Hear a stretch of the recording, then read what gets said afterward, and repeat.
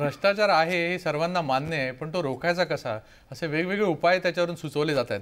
भरतकुमार रावजी, तुम्हाला काय वाटतं की ज्या पद्धतीने वक्तव्य केलंय स्वतः नारायण मूर्तींनी केलंय, हे वक्तव्य बघून तुम्हाला नक्की काय वाटतं? तुम्ही स्वतः पत्रकार पण आहात, खासदार पण आहात.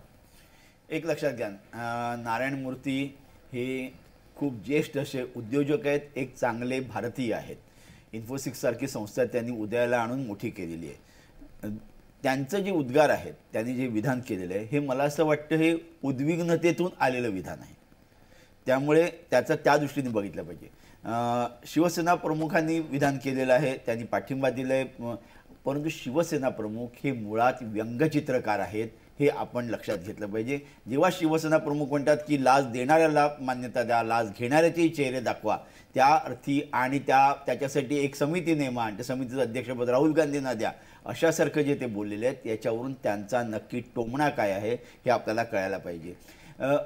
बरोबर आहे, लाच घेणं किंवा लाच देणं, विशेषतः लाच देणं हे जर कायदेशीर ठरलं तर मुख्य प्रश्न असा येईल की नक्की लाच कशाला म्हणतात. तर जी गोष्ट बेकायदेशीरपणे ज्याची रिसीट न घेता, रिसीट न देता आणि असं टेबला खालून जे दिले जातात त्याला लाच असं मराठी भाषेमध्ये म्हटलं जातं आणि तोच ब्राईब या शब्दाचा अर्थ आहे. हे जर का कायदेशीर झालं तर मग त्याला लाच कसं म्हणणार? कारण मग ती कायदेशीर देणग्या झाल्या. अशा गोष्टींना जर का कायदेशीर संमती मिळाली तर मग मला असं वाटतं शिवसेना प्रमुख जे म्हणतात त्याप्रमाणे निदान घेणाऱ्यांचे चेहरे दिसतील, तसे नक्की दिसतील. परंतु ही माणसं असं म्हणतील नंतर की ही लाच नव्हतीच, ही देणगी होती. पण ते म्हणतात लाचखोरी थांबणार नाही, त्याच्यामुळे भ्रष्टाचार तसाच चालू राहील. मात्र त्याला एक घेणाऱ्यांवर कारवाई करा असं नारायण मूर्तीने सुचवलंय. जसं त्या अहवालात पण म्हटलेलं आहे, जे बसू आहेत त्यांनी त्यांच्या अहवालात म्हटलंय की जे घेणारे आहेत त्यांना तुम्ही बंदी करा, की तुम्ही लाच घ्यायची नाही, पण देणाऱ्याला स्वातंत्र्य द्या, म्हणजे जो लाच देईल आणि जे घेणारे आहेत ते तरी त्या निमित्ताने समोर येतील. हा चांगला उपाय आहे. खरं म्हणजे हा पूर्वी सुद्धा एकदा आलेला होता उपाय की लाच द्यायला तुम्ही बंदी करू नका, त्याला कायद्याचं संरक्षण द्या, परंतु जो घेतो त्याला मात्र पकडा. मात्र असं करण्याची आपल्या यंत्रणेमध्ये क्षमता आहे का याचा आपण आधी विचार केला पाहिजे. कारण मला असं वाटतं की तशी क्षमताच नाही. कारण जे घेणारे हात आहेत तेच पकडणारे हात आहेत, हे लक्षात घ्या. ज्यांनी पकडायचं तेच जर हात घेणारे असतील तर ते पकडणार कोणाला? स्वतःच्याच हातांना पकडणार? असं होणार नाही. त्यामुळे हा उपाय तत्व म्हणून खूप चांगला असला तरीसुद्धा त्याच्यामधून काही निष्पन्न होणार नाही. मात्र एक नक्की, ज्याप्रमाणे शिवसेना प्रमुख म्हणाले त्याप्रमाणे जर का आपण याला मान्यता दिली तर निदान घेणारे कोण आहेत हे स्पष्टपणे टीव्हीच्या स्क्रीनवर आपल्याला दाखवता येईल. आणि देणारा सांगू तरी शकतो उजळ माथ्याने की हे घेणार आहे. बरोबर. रत्नाकर महाजनजी, तुम्हाला काय वाटतं की हा जो लाचखोरीचा प्रकार आता एवढा वाढलाय, म्हणजे नारायण मूर्तीसारखे जे उद्योजक आहेत ते पण स्वतः असं बोलू लागले आहेत, नक्की काय आहे? ही उदासीनता आहे एकूणच? एका क्षेत्रात यशस्वी झालेला माणूस हा केवळ तो यशस्वी झाला म्हणून समाजाच्या सर्व क्षेत्रातल्या लोकांना मार्गदर्शन करण्याच्या पात्रतेचा होत नाही, हे आपण आधी लक्षात घेतलं पाहिजे. हे गृहस्थ साधारणपणे ज्या वर्गात आणि ज्या समाज स्तरात वावरतात तिथं यश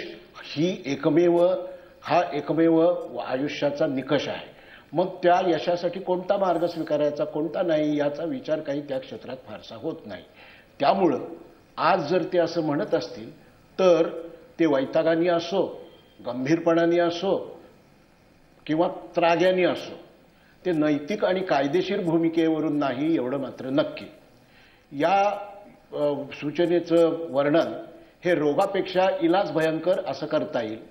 त्यांना पाठिंबा देणाऱ्याने सुद्धा एक लक्षात घेतलं पाहिजे की भ्रष्टाचारासारखी एका पातळीवर नैतिक समस्या आणि दुसऱ्या पातळीवर कायदेशीर व्यावहारिक अशी समस्या ही केवळ विनोद आणि उपहासाच्या हत्यारानं संपवता येत नाही, हे सुद्धा लक्षात घेतलं पाहिजे. सप्तर्षीजी, तुम्ही काय म्हणाल की ज्या पद्धतीने हा रोजचा शब्द झालेला आहे आणि आपल्याला पण माहिती आहे की लाचखोर खूप आहेत, पण ते मग समोर येणार कसे? जसं भरतकुमार रावजी म्हणतात, घेणारे हात तेच आहेत आणि पकडणारे पण तेच आहेत, मग पकडायचं कोणाला? प्रश्न असा आहे की हे जे वक्तव्य केलं नारायण मूर्तींनी ते एका कॉर्पोरेट सेक्टरचं आहे. त्यांच्याकडे जी लाच द्यावी लागते ती अप्रत्यक्ष पार्टनरशिप असते पॉलिटिकल लोकांची वगैरे, आणि हे लोक त्रस्त झालेत असं त्याच्यातून दिसतं. म्हणजे काय की जे पर्सेंटेज मागितलं जातं ते कमी करा असं त्यांचं म्हणणं आहे. पण राजकारणामध्ये आज जो पैसा आलेला आहे, मतदान जे विकत घेतलं जातं कॉर्पोरेट सेक्टरकडनंच पैसा जातोय. तर या म्हणण्याला फारसा अर्थ नाही. उद्या मग जी गोष्ट गुन्हेगारीच्या क्षेत्रात जास्त वाढेल प्रमाण तिला आपण कायदेशीर म्हणणार का? तर हे अत्यंत चुकीचं आहे. म्हणजे ही भूमिकाच मुळामध्ये चुकीची आहे. दुसरं असं आहे त्याच्यामध्ये की हे का म्हणतात असे कॉर्पोरेट सेक्टरचे लोक, तर कदाचित असं असेल की त्यांना अलीकडच्या काळात लाचखोरांना पकडण्यात आलं. म्हणजे आपल्या ऑलिम्पिकचा मुद्दा झाला, 2G स्पेक्ट्रमचा झाला, तर त्याचा धसका उद्या प्रत्येकाने घेतल्यामुळे आपण पकडले जाऊ का, म्हणून लाच देणाऱ्याला कायदा लागू नये असं म्हणा, असं त्यांचं चाललेलं आहे असं दिसतं. नाही पण कुठेतरी तुम्ही मान्य करता का? नाही सप्तर्षीजी, तुम्ही कुठेतरी मान्य करता का की प्रत्येक गोष्टीत लाच द्यावी लागते? हे सत्य आहे आजचं. हे सत्य असलं तरी तो कायदेशीर करणार म्हणजे काय करणार हेच मला अजून कळलं नाही. म्हणजे मी लाच घेतली म्हणजे त्याची पावती मिळणार का? कायदेशीर करायचं म्हणजे मला तुमच्याकडने 1000 रुपये लाच मिळाली, रोखीने प्राप्त झाली, चेकने प्राप्त झाली, असे काय पावत्या करणार आहात तुम्ही? तो हिशोब कुठे जाणार आहे? त्याच्या इन्कम टॅक्समध्ये जाणार आहे. कायदेशीर म्हणजे काय? तर हे कायदेशीर मुळातली जी गोष्ट बेकायदेशीर आहे ती कायदेशीर करताच येणार नाही. हे म्हणायचं कशासाठी? तर एकूण भ्रष्टाचार जास्त येतं हे म्हणण्याला आणि हे समजायला इतर अनेक मार्ग आहेत. प्रश्न असा आहे की हा भ्रष्टाचार रोखता येतो. जर तशी सामुदायिक इच्छाशक्ती निर्माण झाली तर निश्चित रोखता येतो. आम्ही युवक क्रांती दलाच्या काळात 72 साली मराठवाड्यामध्ये दुष्काळी भागावरती फार मोठा भ्रष्टाचार व्हायचा. तर तिथे आम्ही जनता कोर्ट काढायचो आणि मुकादमाचा हिशोब सर्वांच्या समोर बघायचा. त्यात त्याला कबूल करावं लागलं तर कान धरून उठा बशा काढायला लावायच्या, ही त्याली नोटीस, आणि त्यानंतर मात्र त्याला कारवाई आम्ही करायचो. म्हणजे कारवाई म्हणजे अहिंसक कारवाई. याचा एवढा धाक बसला की अमर्त्य सेननी जे लिहिलेलं आहे चीनवरचं संशोधन की तिथे 60 लाख लोक दुष्काळात मेले, भारतामध्ये 1000च्या वर मेलेले आहेत. याचं कारण भारतामध्ये लाचखोरीच्या विरोधामध्ये जन आंदोलन होत होती आणि चीनमध्ये ते होत नव्हती, म्हणून तिथं माणसं मेली, इथं माणसं वाचली ना. जन आंदोलन नसलं. पण तुम्हाला वाटतं की नाही 70 पासून आज 2011 आहे, फरक पडलाय की नाही लोकांच्या मध्ये? कसा फरक पडलाय म्हणजे लाच घेण्यामध्ये? लाच घेण्यामध्ये एकूणच लाच वाढलेलीच नाही, कारण एकूण पब्लिक मनी वाढलेला आहे. पब्लिक मनी वाढलाय, पर्सेंटेज वाढलेलं आहे, आपला ग्रोथ रेट वाढलाय, म्हणून लाचेचं प्रमाणही वाढलेलं आहे. लाच होतीच पूर्वी पण प्रमाण वाढलेलं आहे कारण इकॉनॉमिक ग्रोथ रेट वाढलेला आहे, त्या प्रमाणात चाललेलं आहे. आणि आज सेक्टर जे करतात भ्रष्टाचार त्या मानाने एखादा पिऊन काय 10 रुपये 20 रुपये घेतो आणि पोलीस 5-10 रुपये घेतो, हे इतकं महत्वाचं आहे असं बिलकुल मला वाटत नाही. ठीक आहे. धनंजय बेजी, तुम्हाला काय वाटतं की तुम्ही स्वतः उद्योजक आहात, तुम्हाला वाटतं का की लाच देणं हे ऑफिशियल करायला पाहिजे? निश्चितच आज ज्या पद्धतीने आपला देश जिकडे चाललेला आहे या पद्धतीने जर आपण बघितलं तर प्रत्येक उद्योजक हा आता नारायण मूर्तींचं जे काय वक्तव्य आहे हे निश्चितच त्या त्राग्यामधून आहे की ज्या पद्धतीने कुठेही जावं मग उद्योजक सुरू करायचं, उद्योजकता वाढवायची आणि उद्योग ज्याला एखाद्याला टाकायचा असेल तर आज हल्ली लोक चेष्टेने म्हणायला लागले की हा कुठल्या उद्योगाला लागलाय. आणि ज्या पद्धतीने तुम्ही DIC पासून सुरुवात केली, मग DIC असो, MIDC असो, MPCB असो, महापालिका असो, प्रत्येक ठिकाणी आज कुठेही लाच दिल्याशिवाय कुठलंही काम त्याचं पुढे सरकत नाहीये आणि जो उद्योग त्याचा उभारणीपर्यंत जात असताना तो निम्मा खच्ची होऊन जातो. अशा परिस्थितीमध्ये जर अशा पद्धतीने आपण त्याला अकाउंटेबिलिटी जोपर्यंत आणत नाही की जो अधिकारी असेल, जो सरकारी तिथला प्रमुख असेल, त्याला जर अकाउंटेबिलिटी आपण आणली की तुला ह्या कामाची प्रत्येकाला मर्यादा दिलेली आहे परंतु त्या मर्यादेवर लक्ष देण्याचं काम मात्र करायचं कोणी, हा जो एक मोठा प्रश्न आहे. नाही तुम्ही मला सांगा की लाच सध्याच्या स्थितीत लाच देणं हा पण गुन्हा आहे, मग तुम्ही तर म्हणताय की लाच द्यावीच लागते.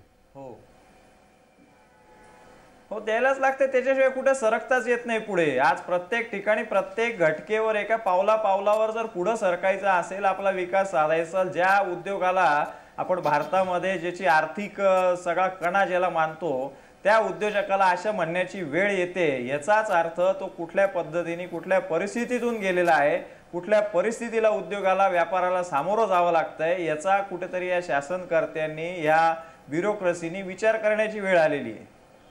बरोबर. भरतकुमारजी, तुम्हाला काय वाटतं की ज्या पद्धतीने खरंच हे पण आता हताश वाटतायत, कारण हे म्हणतात की उद्योग सुरू करायच्या आधीपासूनच लाच द्यावे लागते. एक लक्षात घ्या, ते मला व्यक्तिशः त्यांच्याबद्दल काय म्हणायचं नाहीये, परंतु अशा तऱ्हेचं बोलणं हा कांगावा आहे असं मला म्हणायचं. आणि मी जबाबदारीने म्हणतो हा कांगावा आहे. जेव्हा लाच द्यावी लागते तेव्हा नक्की लाच जो देतो त्याला माहिती असतं की मी जे काम करायला मागतोय, मला जे काम करून पाहिजे त्याच्यामध्ये काहीतरी त्रुटी आहे असं जेव्हा त्याला वाटायला लागतं तेव्हा तो लाच देऊ इच्छितो. एक लक्षात घ्या, तुम्ही लाच घेणाऱ्यावर आपण कायम आरोप करतो आणि आपण म्हणतो लाच देणाऱ्याला काही नाही कारण तो बिचारा अडलेला आहे. असं नसतं. लाच देणारा नेहमी देणाऱ्याचा हात वर असतो हे लक्षात घ्या, घेणाऱ्याचा हात खाली असतो. तर जर देणारा नसेल तर घेणारा असणं शक्य नाही.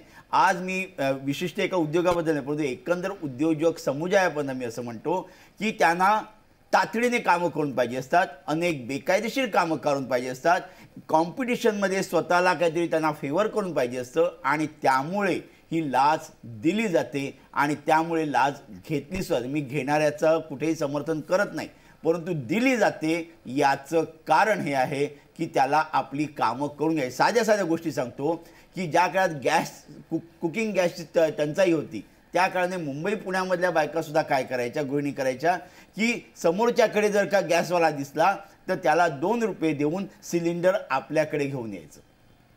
इथपासून ते एखादा उद्योगाचं लायसन्स जर दुसऱ्या उद्योजकाला मिळत असेल तर ते आपल्याला मिळावं यापर्यंत ही सगळी लाचखोरीच असते आणि ती स्वार्थापोटी होत असते. त्यामध्ये दुसरं काही नाही आहे आणि त्यामुळे मला लाच द्यावी लागते असं जो कोणी म्हटलं तर मी त्याला कांगावं असं म्हणेन. दुसरी गोष्ट एकच स्पष्ट करतो की मगाशी महाजन साहेबांनी सांगितलं की ते एका क्षेत्रामध्ये जर उत्तम असतील नारायण मूर्ती तर त्यांनी दुसऱ्या क्षेत्रामध्ये बोलू नये आणि त्यांनी त्यांच्या उद्योजकतेबद्दल बोलले. मला असं वाटतं की नारायण मूर्ती या एका उद्योजकाबद्दल आपण विशेष भान ठेवून विशेष मान ठेवून बोललं पाहिजे, कारण आतापर्यंत त्यांचा कुठलाही रेकॉर्ड अशा तऱ्हेचा खराब नाही. ते उद्योजक जरूर आहेत परंतु ते एक विचारी, एक सुसंस्कृत असे उद्योजक आहेत. एवढं आपण या निमित्ताने जनतेला सांगणं गरजेचं आहे.